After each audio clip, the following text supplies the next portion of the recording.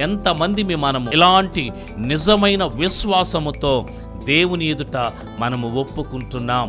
మనం ఒప్పుకునేటువంటి ఒప్పుదలలో నేను పాపినయ్యా, నేను ప్రతి దినము నా జీవితంలో అనేక పాపములను నా కండ్ల ద్వారా, నా చూపు ద్వారా, నా శరీరము ద్వారా, నా మాటల ద్వారా నేను పాపము చేస్తున్నానయ్యా.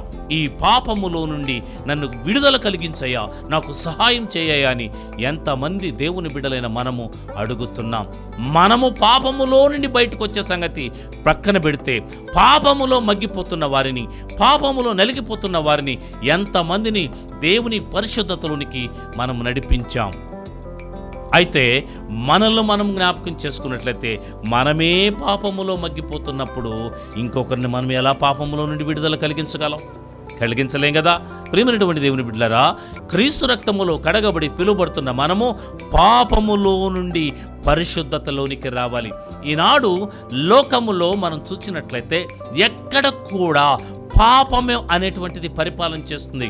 అది దేవుని బిడ్డలు కావచ్చు, లోకస్తులు కావచ్చు, మరి దేవునిని ఎరగనటువంటి వారైనప్పటికీ అనేక మంది మనుషులలో పాపం విస్తరించిపోయింది. ఈ పాపం అనేది చాలామంది ఆలోచిస్తాడు, పాపం అనగానే చాలా గొప్ప పెద్ద పాపము, వ్యభిచారము, దొంగతనము, మోసము, నరహత్య ఇవనుకుంటారు. కానీ పాపము అనేది బైబిల్ గ్రంథంలో చెప్తున్నటువంటి మొట్టమొదటి మాట ఆజ్ఞ అతిక్రమమే పాపము. దేవుడిచ్చినటువంటి ఆజ్ఞలను మనము గైకొనకుండా నడవడమే ఒక పాపం.